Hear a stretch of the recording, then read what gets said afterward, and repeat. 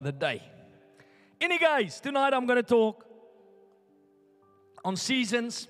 I wanted to change my message. That's why I was searching through my iPad, because I'm wrestling with so much in my heart for the younger generation, because I feel that the younger generation has their focus on the wrong people. What do I mean by that? Somebody asked me yesterday, they said, Pastor, I'm just scared that I'm going to fail like the others. Have you ever thought like that? Come on, be honest. Because sometimes you want to do something with your life, but you know there are people ahead of you that failed at it. Or you look to your left and you're like, that guy's struggling, I'm probably going to struggle. Then I, at some point in my life, had this breakthrough revelation that in a marathon, when I used to run, because I used to do long distance when I was a young man, I used to run cross country. And we ran it at international levels. Now, let me tell you, there's two types of cross-country runners. There's the park run, and then there's the internationals. You know there's a bit of a difference in how you prepare and the attitude when you show up on the morning. So what I've learned in my life as an athlete was that I never looked to the people at the back of the pack. My eyes was focused on the guy at the front. Because if I was going to win, that's the man I was going to chase. He was the pace setter. In many big tournaments or at the Olympics, you will see this in racing. They have what they call a pace setter. He keeps the pace. That's the guy that suddenly runs ahead of the pack, and after about 15 laps, you see him fall to the back because he was only there to keep the pace of the race. So I learned in my life, if I want to make it as a young person, I keep my eyes on the ones that are busy winning. I don't keep my eyes on the ones that's busy playing. Because if I look to the players, I will become a player myself. If I look to the runners, the winners, I will become a winner myself. I don't want to succeed, or I'm not going to succeed if the only focal of my eyes is those that are playing average. If I want to excel, I need to go for the ones that's excelling. Amen? And that's why I've got a burden for the young people, because you get inspiration from lousy people. Look at your neighbor and say, he's talking to you. Lukewarm Christians, backslidden Christians, opinionated Christians, confused Christians. Because if you listen to a confused Christian, you will become a confused Christian. If you hang around the wrong people in the wrong seasons, those people will affect you. They will infect you. I shared this 2 weeks ago. I think I shared it on Monday night. I can't remember, to our leaders, that a well-known author was a radical Christian, radical for Christ. And he shares his story how he was radical to build people, save souls. He was a preacher of the gospel. He went about building the kingdom. He wasn't convinced or consumed with women and stuff. He just wanted God to use his life. And at some point of his life, he got the call to pursue ministry full-time as an occupation. And he said, the time that I became a full-time minister was the time I got infected. What a shocking statement. I mean, the ministry is actually the most sacred place to serve God. If there's a place that is on fire, it is the ministry. Look at Moses. Moses stood out from 3 million people because he was a minister to God. Very quiet here tonight. So this man comes, and this is the problem with the westernized ministers, that we've created a world that when people serve God outside of ministry, they do radical things, but the minute they step into ministry, they become lukewarm and flaky. I've seen it with my own eyes. I've seen how it affects people. They serve God radically, then they come into ministry. It's almost like they think they've achieved something, but what you fail to realize is you've been called into something. Something with massive regard. I mean, being a minister, the scripture actually says it's not good for people to come into ministry because there's such a high responsibility and expectation from the Father when you step as a full-time minister. So where am I going with this? Well, I believe as you go through the seasons of your life that there are critical times when you need to make critical decisions. And I'm not just talking to the young people, I'm speaking to all of us here tonight. But I'm specifically targeting young people to say to you, you need to learn how to navigate the seasons of your life and not use the influences that has not made it to set the tone for you in how you are going to serve the season. That is critical. If you want to serve the season well, look to those that was there and they served those seasons well. I'm not going to ask a divorcee how to make a sound judgment to get married. Although they can tell me what not to do. Maybe that's a good advice they hopefully will give you. But I find most people don't speak honest in their lives. I'm going to ask a man that's been married successfully, how did you find the lover of your heart? I don't want to ask the pastor who started a church and 5 years later there's no one left. How did you do it? Because he didn't do it. It did him. I'm going to ask a leader how to be inspiration to people, how to influence people, if that leader is never making an impact in his world. I'm going to ask the one that is making a success, that is busy doing it, because I want to learn something from their life that can help me in this season that I find myself in today. So there's a season for everything under heaven. That's the way life is. And there are people here tonight that are either in the midst of a challenging time. In some areas of your life, you will find that you are excelling. In other areas of your life, you might find that you are being tormented or you are being challenged. You are being perplexed because of challenges that you are facing. But the fact of the matter, we're told we are all in seasons. There's no reason for you tonight to sit here all puffedy up thinking that your life is great because your marriage is thriving, talking about other people's marriages, because I want to tell you the seasons are going to change. You can't control it. Every marriage will have its ups and downs. Every Christian will have its ups and downs. That's why the longer you serve God, if you last, because most people don't last, if you last, you will learn to zip your lip when other people are facing battles, because you know that seasons come and seasons go. And instead of criticizing other people in their season, I've learned to learn from their season. What will I do different? What is God saying about what they're doing? Because people do stuff sometimes that you study their lives and you realize, but if I don't do that, then I won't have the repercussions that they've got. If I want to have a different experience in my life, if I want to have a different miracle breakthrough in my life, then surely I can just learn from their mistakes instead of judging their mistakes, because we're not there to judge people's mistakes. Seasons come, seasons go. And no one in this room tonight will not face the changing of seasons, the changing of the guard. It's going to happen. As a church, as a leader, as a lover, as a parent. I mean, again, when you have young kids like me, I'm always like, my kids are so great. And you think about kids in their teens, but I tell you, every parent when their children was young thought that their children had it all together until those children hit puberty. So now I'm busy investing. I'm studying.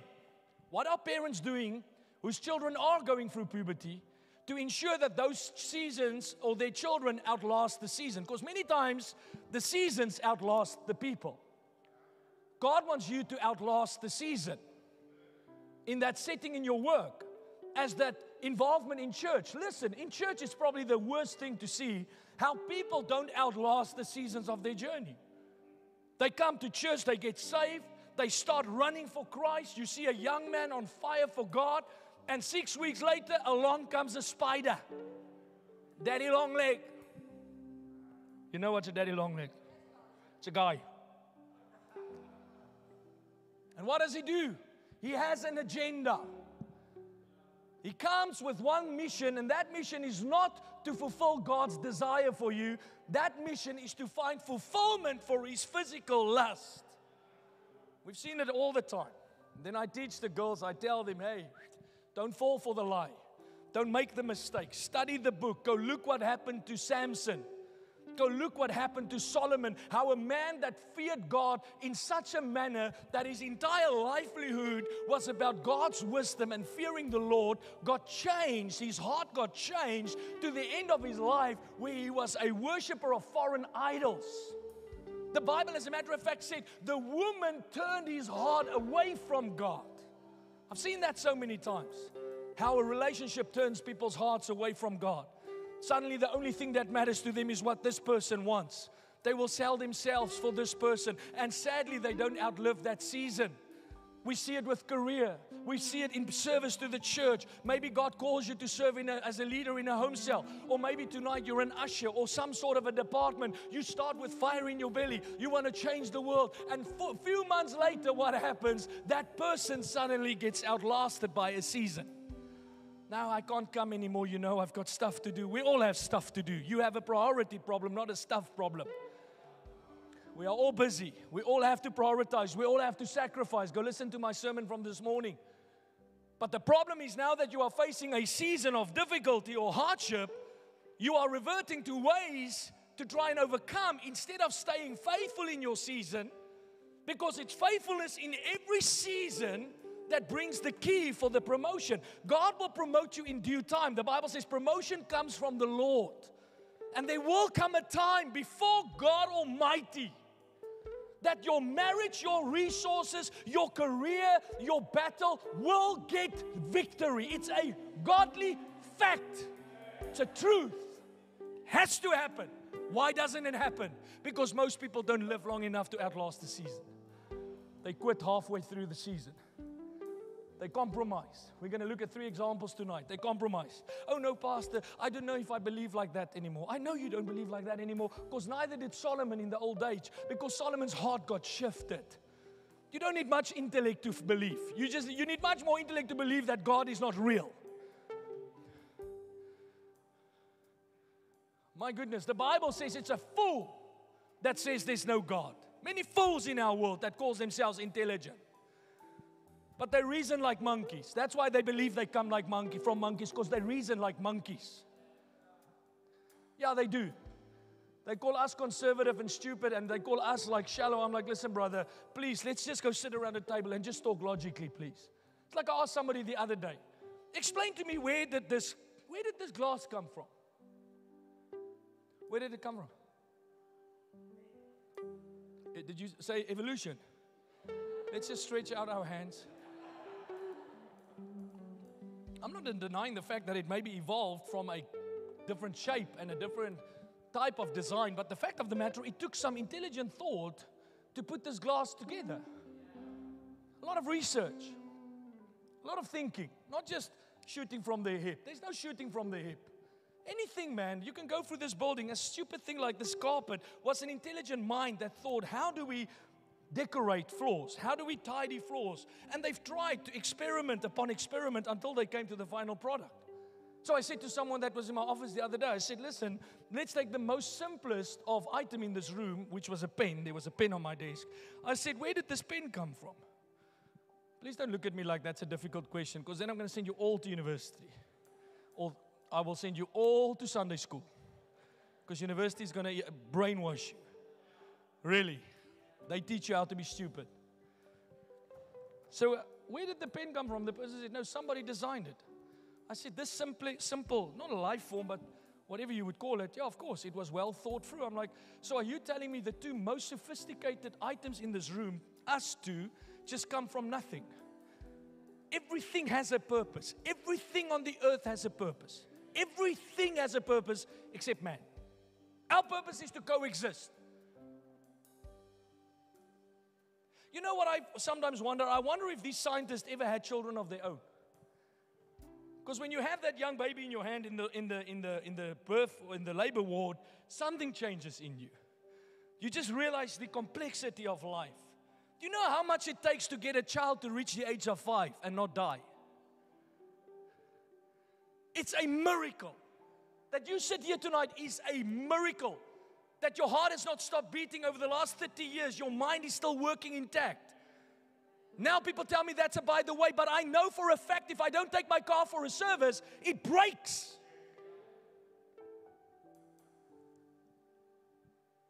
So now people go through the seasons of life and then they start to compromise on their beliefs.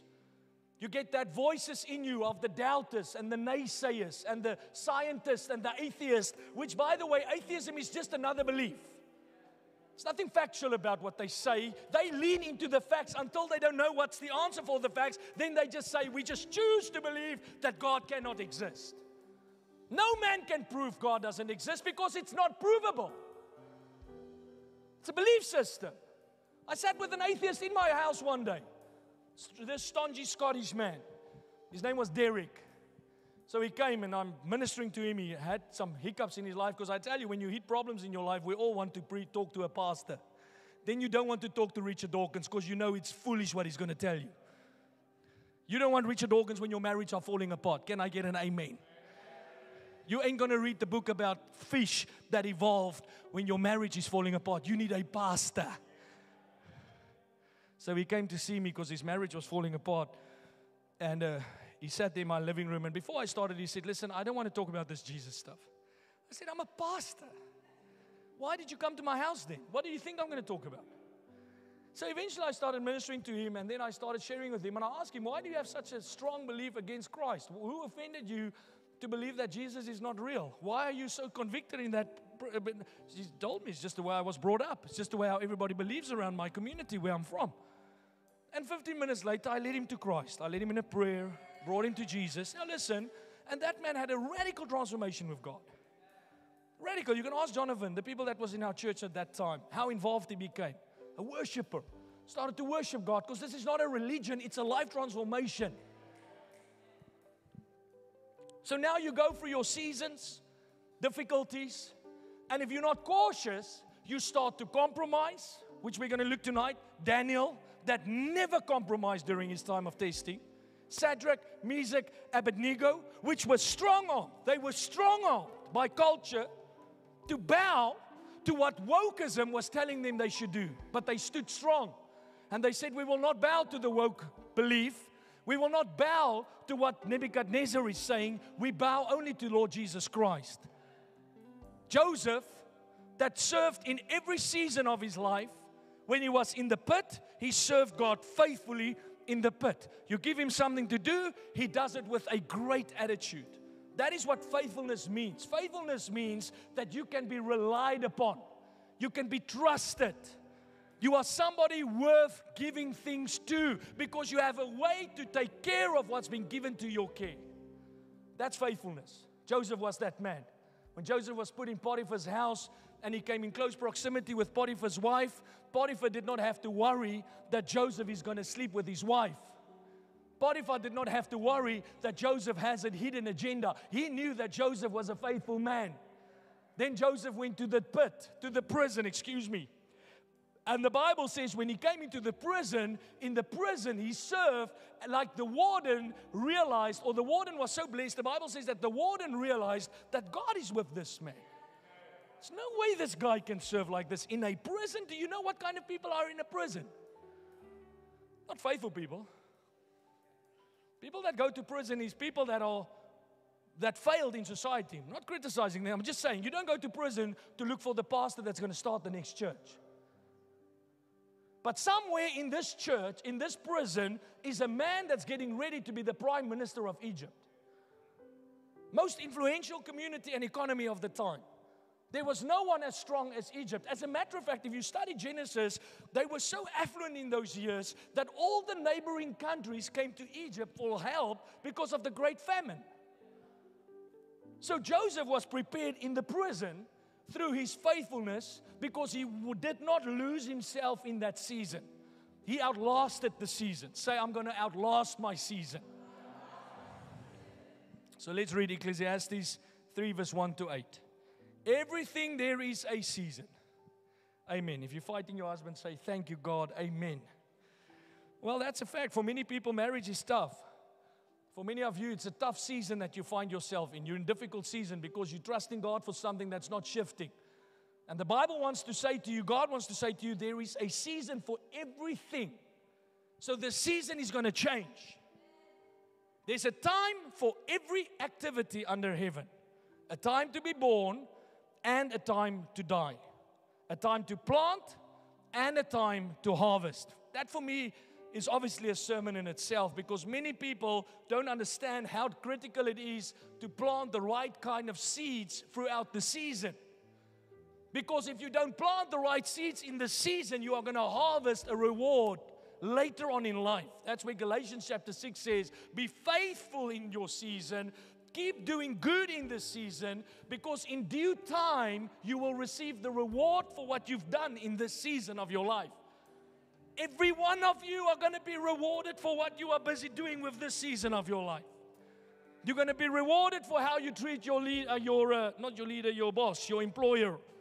You're going to be rewarded for the times that you stole from work. You're going to be rewarded for the times that you've cheated and connived your way through to the top. You're going to be held accountable for the times that you've gossiped and slandered about people that loved you and laid their lives down to give you an opportunity. Everything we do in the seasons of life matters. And there will come a day when the reward comes. Now, I pray that that reward will be a God reward for you. And that will be that time of promotion because you have been found faithful in that season. In Genesis 8 verse 22, the scripture says, while the earth remains, there will be seed time and harvest, cold and heat, summer and winter, and day and night shall not cease. It's unpredictable what's going to happen. None of you know what tomorrow is going to bring. You can face the hardest of challenges tomorrow. My brother, on the 26th of November 2016, I remember this because we were still at the festival in, is it the carnival, the Christmas carnival? It was a Monday night. I think the 26th or the 27th was a Monday night. You can go check. And we were drinking hot chocolate, my wife and I. And we FaceTimed them because they were on their way to the UK to come and visit us. So we had a FaceTime, him and his wife on the opposite side of the call, me and my wife drinking hot chocolate, laughing about their time. We can't wait for you guys to come to Scotland. We're going to have fun. And we showed them all the stuff and the decoration because it's obviously a beautiful time in Edinburgh over Christmas. And they said how they love to come and they can't wait and it's so exciting. And the next day, 11 o'clock, my brother called me. She's dead. She died. Just like that, entered a new season of his life. You have no control over when seasons will come and when seasons will go. The only thing you can have control over is how you conduct yourself in the seasons that's coming your way. The Bible says in Galatians 6 verse 9, let us not lose heart. In every season, you cannot lose heart. You cannot grow weary. Why? Because a weary heart becomes a lazy heart. A weary heart becomes a distracted heart. A weary heart becomes a double-minded heart. So suddenly you are growing weary, which basically just means you are getting tired down, you are worn out, you just can't take this anymore. You run cold on the presence of God. You're running on your own fumes, and slowly the enemy is starting to take life from you. And when you grow weary, let me tell you, you lose the determination. You lose the unction. You lose the sense of intentionality. Watchman Nee used to say that weariness is one of Satan's greatest strategies against the saints. Every season he tries to wear you down. Wear you down. Keep you out of church. Keep you out of the presence of God. Keep you out of that prayer closet. Keep you out of that pursuit of God and His presence. Allow people's heaviness to become your heaviness. Allow people's confusion to become your confusion. And before long, your heart starts to drift because you've got a weary heart. Because Paul said, do not let your heart grow weary. Don't be faint in acting nobly and doing what's right. I'm not saying you should do what is good. I'm saying you should do what is right. Many people tell me, Pastor, I did what was good. No, you did what was good according to the culture. You need to learn to do what is right and not be faint in it. If your whole family deserts you, you need to do what is right in the middle of an extremely difficult season of your life. Then Paul goes on and he says, for in due time. Now that due time, I've learned that 1,000 days is like 1 day, and 1,000 years is actually like 1 day to the Lord. So due time can mean it can take 30 years, 40 years, it can take 50 years, it can take 80 years. That the option is not yours to make. That is in the hands of God. Seasons are in the hands of God. What is in your hands is how are you going to live your life in this season that you find yourself in. He goes on, he says, we shall reap if we do not loosen and relax our courage and faint. So courageous Christianity is a non-compromise to us. You will see, CRC, we are extremely in your face. We are very vocal about our faith, very expressive in our faith. People say to me, wow, that pastor preached like he was angry. No, that pastor just preached like he was alive. Because I'm not dead. I'm not dead. I don't go to a rock concert and see them play like whatever, I don't know, what do you guys watch? Justin Bieber. They lose themselves. Coldplay. What's this guy, Robbie Williams? How old is he? Hey? Deep in his 50s. He was without a shirt the other night. Dancing on the stage as a 55-year-old. Then you come to church and say, why are we so radical?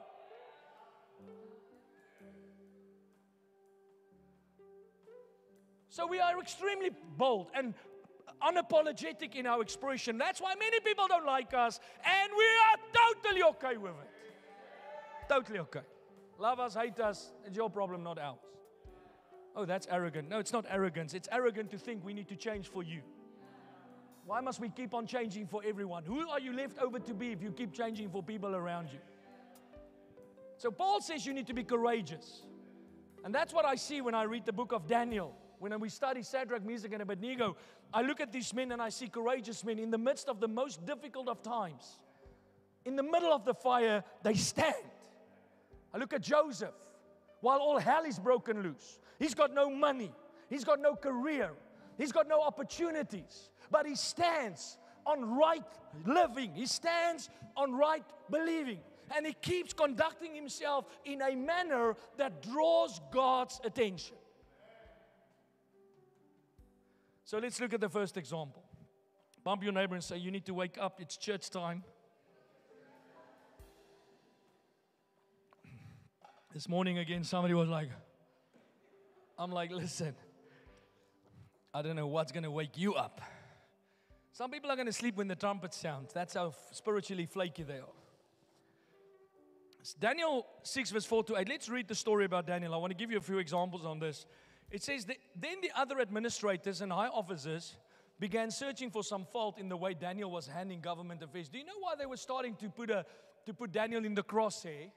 Because Daniel, the Bible says, was an excellent man. Whatever the king asked Daniel to do just was successful. He wasn't the typical life government official.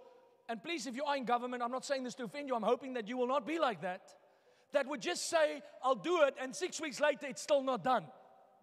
Daniel, the Bible says, had an excellent spirit. He was above his peers. He stood out from the peers. As a matter of fact, there was a time when they had to fast, and Daniel said, we are not going to touch your food. We are going to eat the delicacies that is not in line with the culture. We're going to eat a different form of substance. And the people said, but you guys will never be as strong as us. You will never be as good as us. And Daniel said, let's give it a test. And the Bible says at the end of the time, they stood out a head above all the rest of the men. That's not physical posture. That's just how these men conducted themselves. They had a different spirit. They were standout men.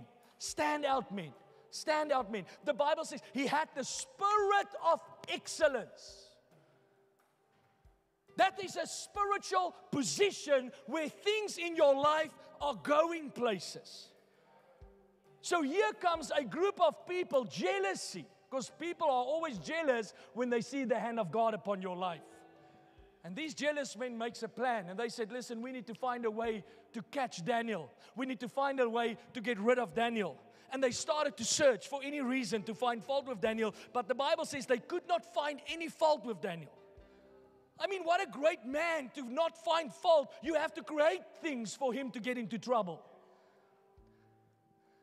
Today's Christianity is living at such a low standard that we don't have to look far for people to make mistakes. They make mistakes all the time. They sin, they disobey, they violate God, they change their word. One yes means no. They chop and change. They've got no character. They start a job, they can't finish the job. The company employs them. You don't outlast the season. You can't get promotion. Most people can't even get past the probation season. But Daniel went past the probation. Daniel went past the first step. He went past the second step. And at some point, these brothers saw that this guy is doing everything to perfection. We need to find something to pin on him. And they created something. Look what they did. It says there, he was faithful, always responsible. Are you always responsible, church? Don't sit there quiet. Are you always responsible? Why not? Why not? No, Pastor, I don't believe we can all be like this. He was an ordinary man. As a matter of fact, he did not have the Holy Spirit in his heart. The problem in our world is not that we can't be like Daniel. The problem in our world is we don't want to be like Daniel. We're okay to miss it. We're okay to fall short. It's okay to make mistakes. It's okay to always mess it up. It's okay to just do things by the way. But the Daniel that you read about had a different spirit. Trustworthy, reliable. Read what it says there. He was completely trustworthy. So these men concluded, our only chance, I love this, of finding grounds for accusing Daniel will be in connection with the rules of his religion. I mean, that's quite something if people can't find anything on you, but they say the only way we can pin Daniel down is if we go for his beliefs. Let's go for his convictions. Let's attack his faith. Because he's got such high regard for God that he will not compromise on anything that God has instructed him to do. He's got such a reverence for God that he will not compromise on that. So let's try and tackle that. It goes on to say, the administrators and the high officers went to the king and they said, long live King Darius. We are all in agreement. We administrators, officials, high officers, advisors, and governors, that the king should make a law that will be strictly enforced. Give orders that for the next 30 days, any person who prays to anyone divine or human, except to you, your majesty, will be thrown into the den of lions. And now, your majesty, issue a sign and sign this law so it cannot be changed. An official law of the Medes and Persians that cannot be revoked. But when Daniel learned that the law had been signed, he went home and he knelt down as usual in his upstairs room with his windows open toward Jerusalem, and he prayed 3 times a day. Just as he always did. Say, just as he always did. It's one thing to do it when you're in a good season. It's a different thing to know when you know that the waters are a bit rocky at the moment. Giving thanks to his God. Then the officials went together to Daniel's house, and they found him praying and asking for God's help. They went straight to the king and reminded him about this law. Did you not sign a law that for the next 30 days, any person who prays to anyone, divine or human, except to you, your majesty, will be thrown into the den of lions? Yes, the king replied. That decision still stands. It's an official law of the Medes and Persians that cannot be revoked. Then they told the king, that man Daniel, one of the captives of Judah, is ignoring you and your law. He still prays to his God 3 times a day. Hearing this, the king was deeply troubled, and he tried to think of a way to save Daniel. He spent the rest of his days looking for a way to get Daniel out of his predicament. Can I tell you, if your company lets you go, it's because you didn't do what Daniel did. Don't tell me, Pastor, my company is cutting people. No, your company is cutting the people that's not pulling their weight. This king was willing to do whatever to make a way for Daniel to stay. He wanted Daniel to stay. He knew what was happening. He knew what he stands to lose. And he said, I am trying everything possible to keep Daniel employed in this firm. So let's go on. In the evening, the men went together to the king and they said, Your Majesty, you know that according to the law of the Medes and the Persians, no law that the king signs can be changed. So at last the king gave orders for Daniel to be arrested. So they pushed the king into a corner. And the king eventually had to follow through with this law. So for Daniel to be arrested and thrown into the den of lions, the king said to him, May your God whom you serve so faithfully, the God who you served so faithfully, may him or he rescue you. A stone was brought and placed over the mouth of the den. The king sealed the stone with his own royal seal and the seals of his nobles, so that no one could rescue Daniel. Then the king returned to the palace and spent the night fasting. He refused his usual entertainment and couldn't sleep at all that night. Very early in the next morning, the king got up and he hurried out to the lion's den. When he got there, he called in anguish, Daniel, servant of the living God, was your God whom you serve so faithfully able to rescue you from the lion's den? Daniel answered, Long live the king. My God sent his angel to shut the lion's mouth, so that they should not hurt me. For I have been found innocent in his sight, and I have not wronged you, your majesty. The king was overjoyed and ordered that Daniel be lifted from the den. Not a scratch was found on him, for he had trusted in his God. Then the king gave orders to arrest the men who had maliciously accused Daniel. He had them thrown into the lion's den along with their wives and children. The lions leaped on them and tore them apart before they even hit the floor of the den. Then King Darius sent his message to the people of every race and nation and language throughout the world. Peace and prosperity to you. I decree that everyone throughout the kingdom should tremble with fear before the God of Daniel, for he is the living God, and he will endure forever. His kingdom will never be destroyed, and His rule will never end. He rescues and He saves His people. He performs miraculous signs and wonders in the heavens and on the earth. He has rescued Daniel from the power of the lions. So Daniel prospered during the reign of King Darius and the reign of Cyrus the Persian. I wonder how many times you've stolen yourself out of the prosperity that God had for you because of the way you conducted yourself in the season of the den. Daniel did not compromise in this season. Daniel stayed true. Daniel stayed faithful. Daniel, in actual fact, was not accused for being a bad worker. He was accused for being an outstanding worker. Daniel was accused for shining his light too brightly. Daniel was not in this position because of his self-imposed will. He did not bring this upon himself. This was brought upon him by the jealousy of the people. But while Daniel was in the midst of this crisis, Daniel stood his ground. Daniel was not trying to prove a point, because I've learned, if you try and prove a point, you fall hard on your face. We never stand to try and prove ourselves to people. We stand because we have conviction and beliefs in the one that we serve. So first thing to learn here is the season how Daniel conducted himself that brought him to a low place. You know how many times people come to a low place, but they're not in a low place because they stood out. They are in a low place because they folded down. They gave up. They walked out of that job, couldn't stand the boss. I mean, I see all the time, you young people don't know what it's like to work for somebody for a long time. They tell me, Pastor, but my boss is harsh. My Bible says, submit to your boss even if he's harsh. Serve him. Because in it, God has a work to do in that man. No, Pastor, I can't do this job anymore. I just don't feel that my boss he doesn't care about me. He doesn't love me. He shouldn't love you. He should employ you. He never called you to be loved. He called you to do a job for Him. And Daniel did his job. Daniel was good at his job. Daniel was outstanding at his job. And therefore, Daniel found himself in a season of testing. So when you are in a season of testing, what do you do? What do you take hold of? I love what Daniel did. The Bible says Daniel kept doing what he did up to that point.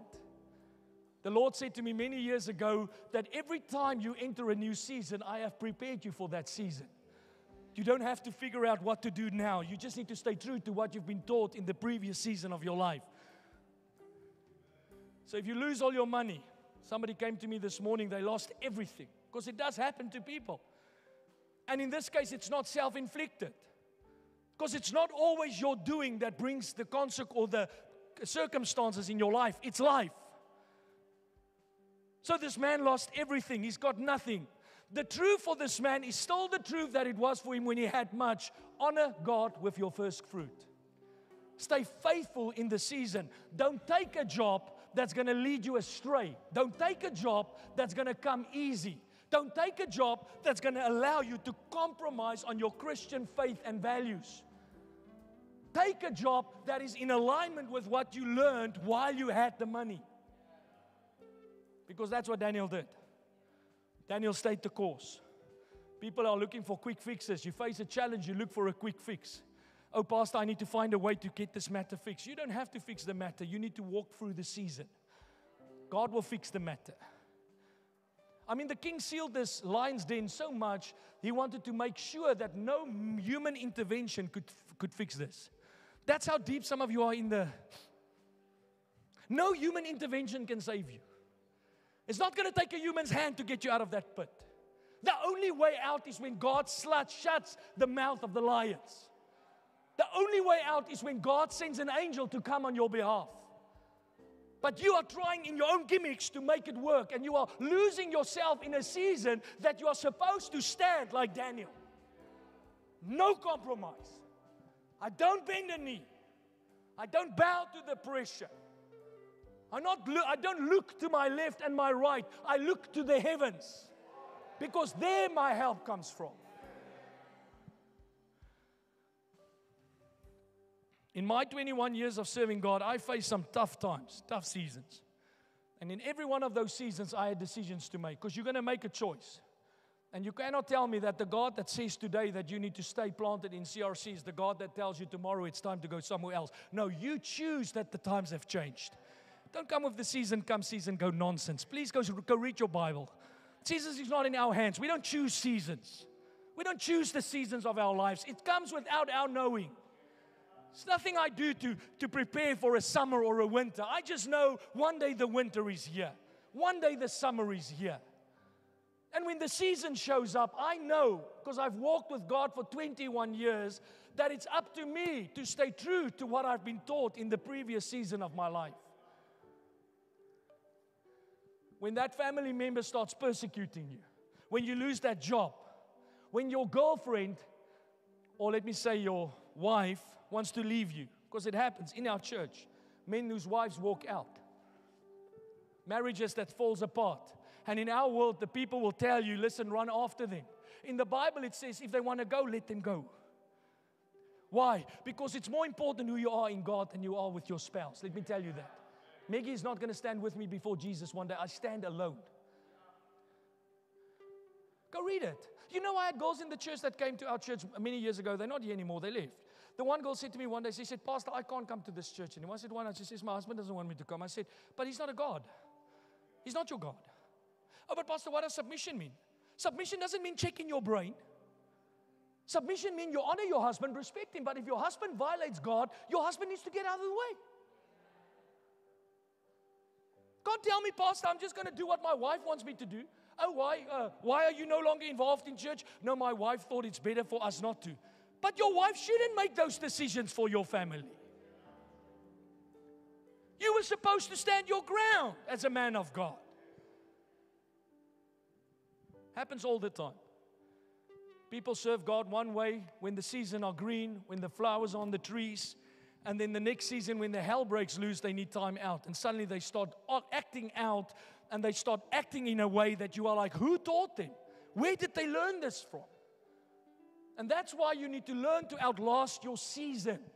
Listen to me, if you do not outlast your season, you will never know what it's like to enter the summer. You need to stand. Stand when your friends say you are wrong. Because they will tell you you are wrong. They will say that you are too radical for Jesus. They will say, your parents, your mom, your dad, like they told me, that this Jesus thing is going to your head, Jeffrey. Jeffrey, you shouldn't be like this, Jeffrey. Jeffrey, you can't be so radical for God. Jeffrey, you can't go and tell everybody about your church. You can't go and tell everybody that they need to get saved because they're going to hell. And I had to stand my ground because God taught me something different. Taught me something different. I mean, some people that I minister to in our church, when they come to church, you can see in their worship where they are in life. Because when it's going well, they come on time, hands in the air. Jesus is the Messiah. Hallelujah, Jesus. And then when they hit rock bottom, you have to call them to come to church. Hands in the pockets. I mean, some people, you see it in their eyes. You're like, what the flip is going on? No, Pastor, my faith has been shaken. And I understand that it's not that I don't have sympathy for that. I have sympathy for that because I remember what it was like when my faith got shaken. But I want to say to you, when your faith gets shaken, you have a choice to make. How do you conduct yourself in the season? How do you carry yourself? How do you make decisions? How do you pray? Because many people only pray when it goes well with them, and then they have this hissy fit. When things don't go well, I don't gonna pray. To whose disadvantage is it when you stop praying? Who loses? It's foolish thinking to stop praying because I'm going through a tough time. The only person that is affected by your lack of prayer if you're going through a difficult season is you. So now you need to be more intentional, more committed. Will it cost you more? You bet you. Because serving God is not supposed to always be a coast and an easy. Sometimes you need to press in a little bit. You need to break through the barriers. The second example I want to use tonight about outlasting the season is Shadrach, Meshach, and Abednego. This has been one of my favorite stories because I love this man's heart. I love their tenacity. I love their spirit because they were young men. Our young men of today are full of excuse and compromise, but the young men of the Bible had some substance in them. They stood for something. They carried some authority and they stood in front of kings and they were used in a significant manner because of what was inside of them. And God needs to raise up young men that's not here to play church games. Not going through life just waiting for what you can get out of it. So let's read the story.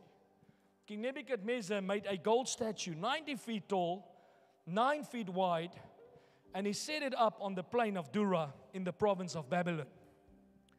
Then he sent messages to his high officers, his officials, governors, advisors, treasurers, judges, magistrates. It's almost like the suicide bill that got voted in on Thursday. This abortion bill that's been voted in where you can now abort your child in full term. And you know what most Christians are doing? Next reel. Because that's all life is a bunch of laughter.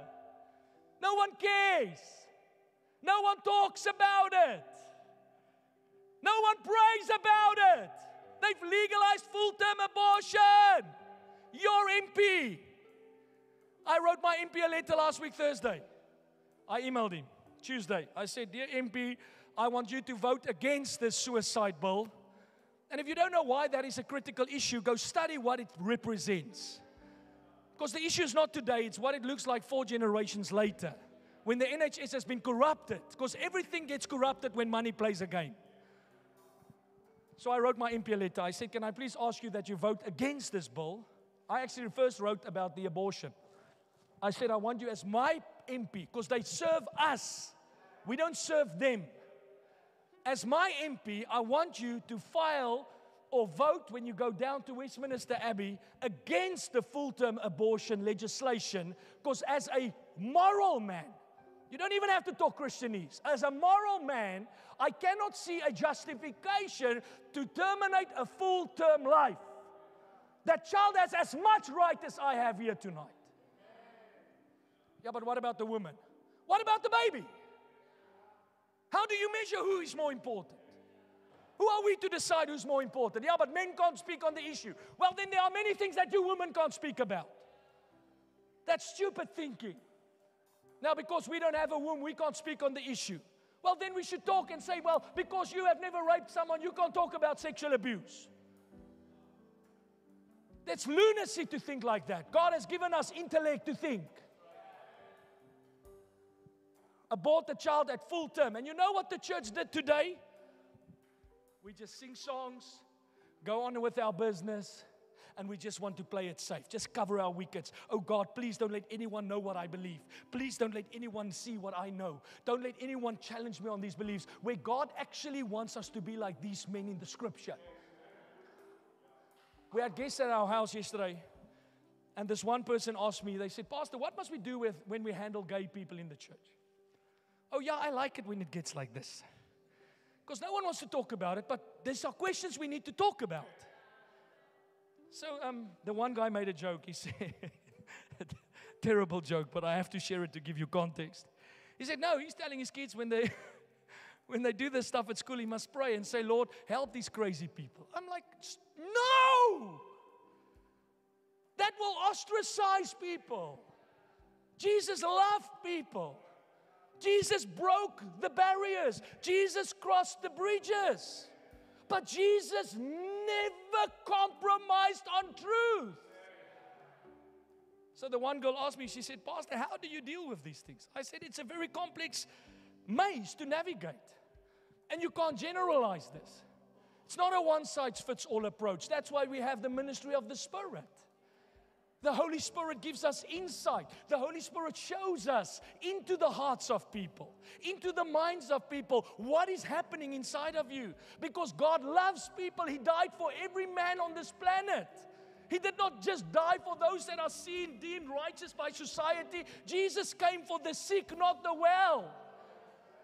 A church is there to build bridges. I said to them, where must homosexuals go if they can't come to the church? They know what they're going to hear out there, but many times they come to hear, what are we going to hear in the church? What are they going to say? And many of them don't want to come because they already know what most Christians are like. They hate them. They cancel them. They ostracize them. And I said to them, listen, I know this is a difficult topic, and I like talking about these things because I like opening up the talk, because I don't like elephants in a room. I don't like it. I don't like it when everyone thinks a certain way and we're too scared to talk. The Church of Jesus is a place where we can have conversations. We can talk. You can talk to me. Sat with somebody a few weeks ago that was crying to me, said, I don't want to come out of the closet. I said, why not? They said, because if I do, I might be kicked out of the church. My heart broke. I said, never. You will never be kicked out of the church. But don't force your view on us. There we have to respect each other mutually. Because I don't believe that is God's way to life. I don't. And that's not because my dad taught me this. It's because the Bible teaches this. That's my position because of Scripture. I don't believe anti-abortion because my dad taught me. I believe anti-abortion because that's what the Bible teaches. God is the giver of life. God is the preserver of life. God saves life. Where does the world go if we take the life of the unborn and we take the life of the elderly? They are in the most vulnerable stages of their life. Why can we not protect them? That's one of the first things God did when He rebuked the Jews. He said, why have you forsaken the vulnerable? Why not protect the vulnerable? Those that don't have voices. But our world is catering for the very thing that is anti the Spirit of Christ. Jesus came to save life. Came to fight for life. He didn't come to bring forth views and beliefs and cultures that will destroy. God wants to save your life. If you study the Bible throughout history, the only one that wants to kill and destroy is this devil, Satan. That's why no church should ever agree with abortion. Never. Pastor, what if somebody got raped? Stop generalizing a margin of what happens. And again, I will say to you, that can be handled on a one-on-one basis. Sat with how many people in our church that went through an abortion? 5, 6, 7 years later, they are still in trauma. Why is no one talking about that? Why is no one warning the young people when they step into that abortion clinic? Listen, we just want to tell you, when you abort this baby, this will stay on your conscience for the rest of your life. Because it does. I'm going to get girls to come and share testimonies. It stays with them for the rest of their life. That I've taken a life of a young person.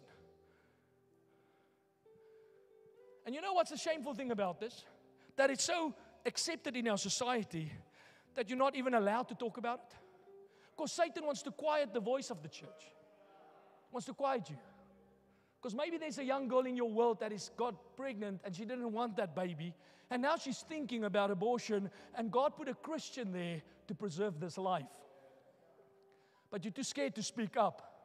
Because all you want is the promotion. All you want is the job. Instead of being the righteous person that God called you to be in that environment. There's many things that our world is doing that is forcing a narrative down our throats that is much worse than what Nebuchadnezzar did to these men. And the problem we sit with today with Christianity is trying too hard to fit in. God called you to rise up in love, in forgiveness, in humility. Jesus didn't speak to that adulterous woman with judgment. The religious people came with judgment. How dare you? You should know better. But Jesus came with compassion and love. And when Jesus was finished with that girl, she came back. She didn't run away. I said to this girl, here's a big test for your church. If you ever minister to a homosexual, do they run away or do they come back? That's the test. Because if they run away, why did you ostracize them? I'm not talking if they run away because they don't like what we believe. We had a gay couple in our church many years ago that left our church because I said something about the Bible and homosexual views. And they were offended that we as a church can say that homosexuality is not God's design. And I said to them, but how can I say that? Where in the Bible does it not say that? Oh no, but that's Old Testament. It's not Old Testament. It's weaved through the Scripture. In every book of the New Testament, Paul addresses the works of the flesh. And he says homosexual behavior is a work of the flesh.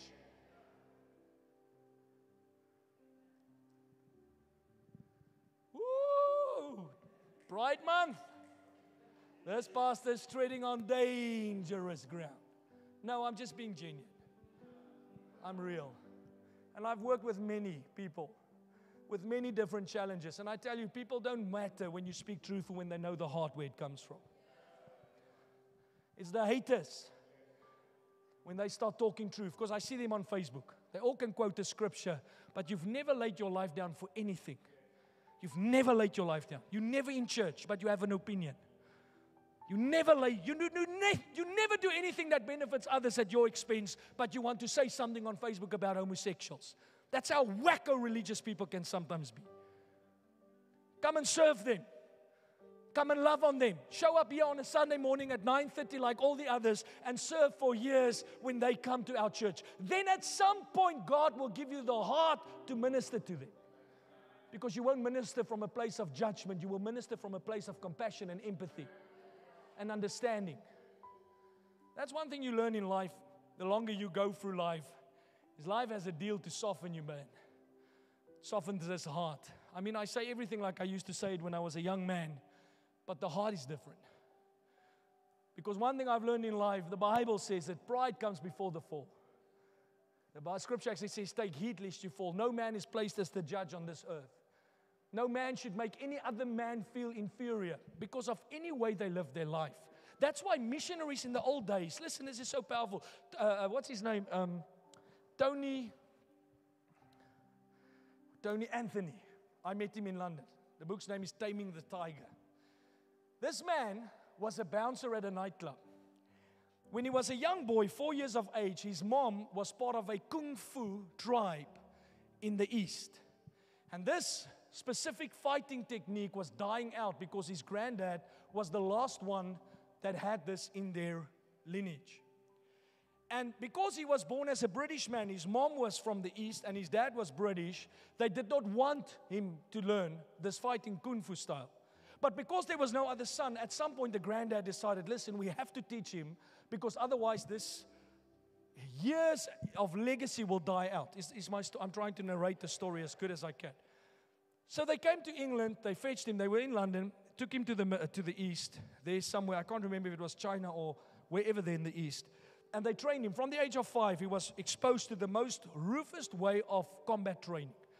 I remember in the book some of the stories, he would say at 4 in the morning, he would just get caned on the ears. His granddad would just cane him to get up. And he grew up from 4 o'clock in the morning, discipline, fight. So he became this world-class kung fu or whatever jiu-jitsu fighter. Standout fighter. Won most of his battles, never lost against any man, was world champ. And then somewhere along the line, he got out of the fighting and he became a bouncer at a nightclub in London. And he says in his book, he says, I was filled with hatred and anger because of the way he was brought up. Never felt a father's embrace, never felt the love of a dad. So he had all this built-up anger inside of him. And one night he killed a man that came out of this club because one of the code of conduct of this kung fu tribe is you don't use your skills outside of the fighting, the pentagon or whatever they fight in. Octagon, excuse me. And he did. He lost his school, killed a guy, got locked up in prison. And then a missionary from a church started showing up there. Because that's what real Christians do. They visit the prisoners. They visit the vulnerable. They visit those that are fighting because the love of God is shed abroad in our hearts. So he said this missionary came.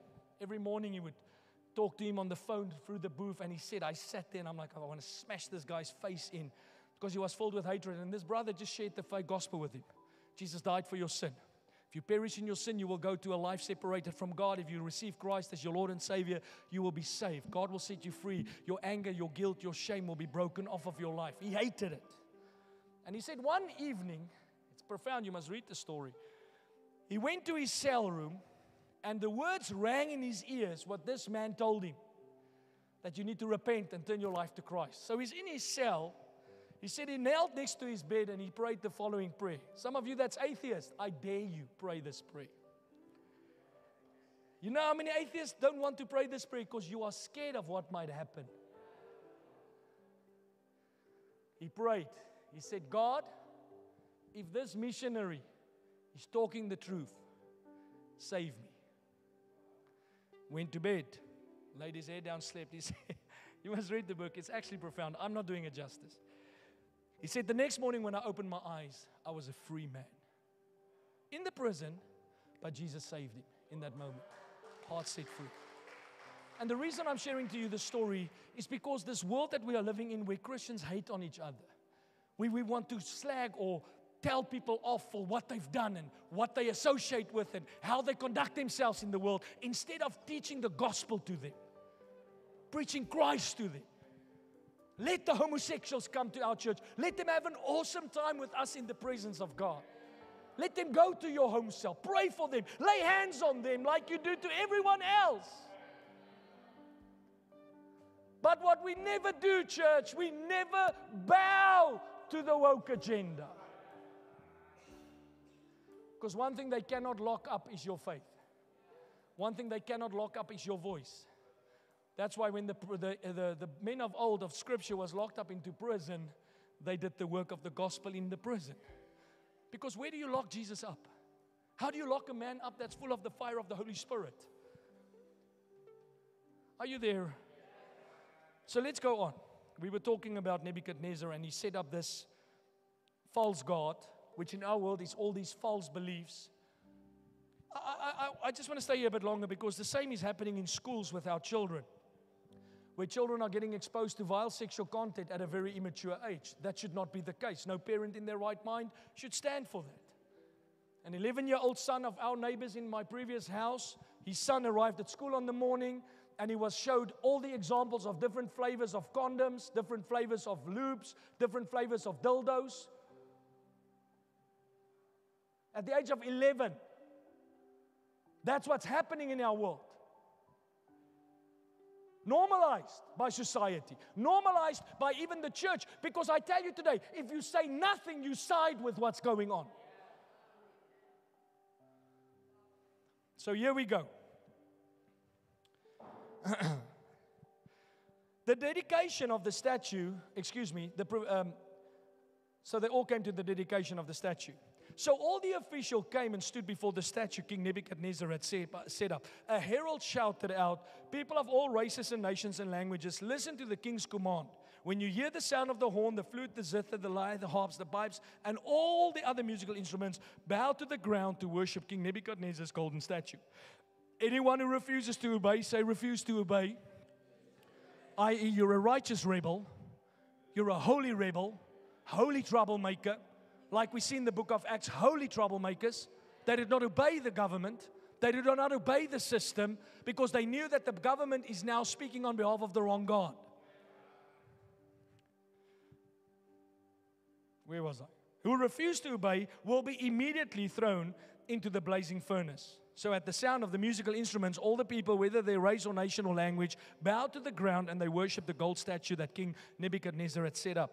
But some of the astrologers went to the king and informed on the Jews. They said to the king Nebuchadnezzar, "Long live the king. You issued a decree requiring all the people," say all the people, "to bow down and worship the gold statue when they hear the sound of the horn, flute, zither, lyre, harp, pipes, and other musical instruments. That decree also states that those who refuse to obey must be thrown into the blazing furnace. But there are some Jews, Shadrach, Meshach, and Abednego.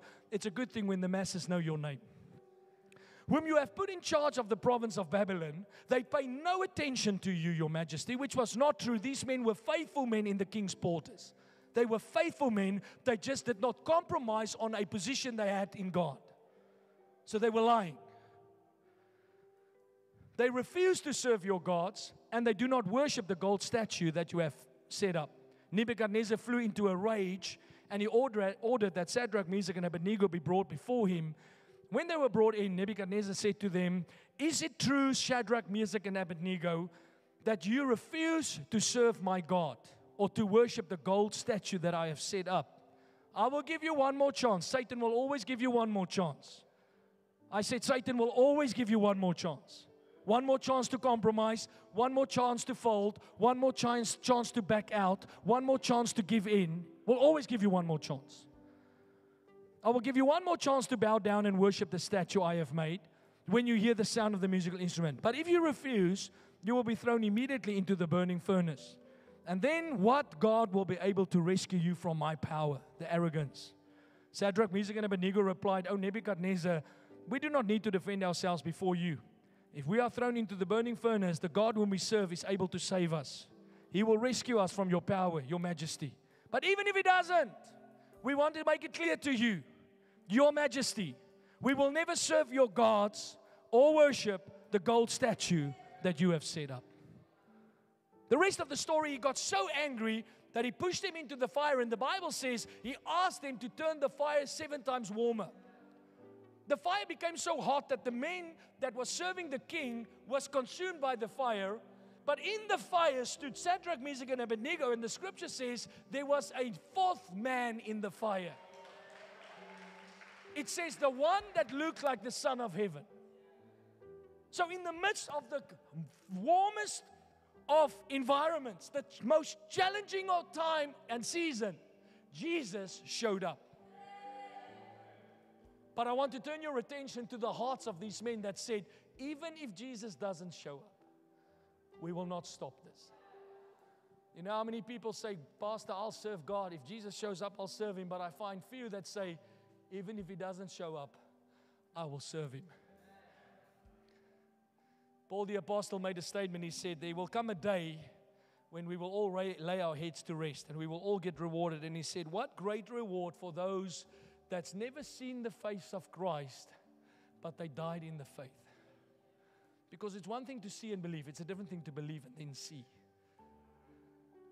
I want to challenge you tonight, encourage you tonight. Stay in your season. Be like these men. Stand your ground. Become a courageous believer. Don't be vacillating. Don't be so timid. Don't live with such a shallow substance that you chop and change your faith. Then when your husband tells you you can't go to church, you stop going to church. When the devil whispers in your ear that you're not going to make it, now suddenly the whole world needs to come to a standstill. Learn to stand your ground. Learn to serve God with the conviction that you study in those scriptures. Build your faith on the foundation of truth. We never compromise. Paul said to Timothy, that inspired me for the title of this message. He said, Timothy, preach the word of God in season and out of season. We don't just go to church in season. We do it in season and out of season. Worship in season and out of season. Give in season and out of season. The Bible says in the famine, Jacob still sowed. Study the Bible in season and out of season. Hold on to truth in season and out of season. It was one thing for the church to say that all is well when we had the government's backing. Can the church still say all is well when all hell is breaking loose against the church?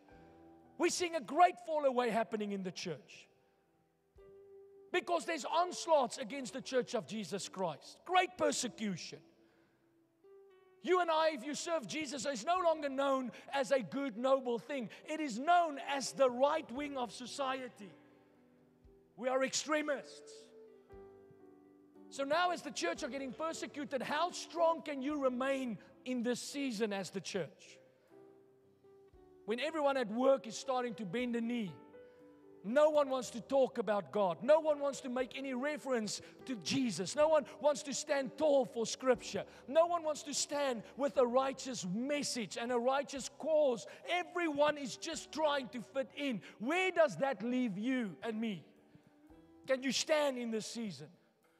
Can you remain faithful in this season? Can we as the church say, God, no matter what the world throws at us, we will stand on the promises of the kingdom. We'll stand on the truth of your word. Oh, Pastor, but does the Bible not change? The Bible has never changed. This is what we believe today, we believed when we got saved. The world has changed. Religious Christianity has changed. Church of England is changing the Lord's Prayer, taking Father out of the prayer, making it a general fluid statement. There are churches in America, if you're on X or on these social media websites, that you will see how they conduct services. There's no reverence for God anymore. Many people believe God is in the eye of the beholder. We've created a picture of God that suits our narrative. Where the Bible says God is the creator of heaven and earth. He doesn't change. He's never changed. He's not less a God because of what you believe. He's not more a God because of what you believe. He is God with or without you. He's God. And if you worship Him as God, and if you walk with Him as God, like Shadrach, Meshach, and Abednego, you will see Jesus in the times when you need to see Jesus. But my question to you is, what do you do if Jesus doesn't show up? what would you do? What would you do if there's not a miracle at the end of your story? Will you still stand tall? Will you still stand secure? Will you still stand steadfast? Keep your eyes on Him. Trust in Him. Believe in Him. I'm talking about a very strong faith here, which very few people have. The scripture says in the last days there will be a great falling away. It says the love of many will grow cold. They will grow cold in their love for God. They will grow cold in their love for Jesus. They will not have that fire in their hearts any longer. They will go to church, but they will have no passion for what God's called them to do. And the Bible says in those days, look to the skies, because my return is nigh. He's coming back for His church, His people, the bride. The church is the bride of Christ, without spot nor blemish. Jesus died for His bride. Jesus paid with His life for His bride. Ephesians chapter 5 says He laid His life down for the church. Amen. Amen. Stay true, in season and out of season. Believe in season and out of season. Serve God in season and out of season. Preach the gospel in the season and out of the season. Never stop preaching. Never stop living the life. No matter what the world throws at you.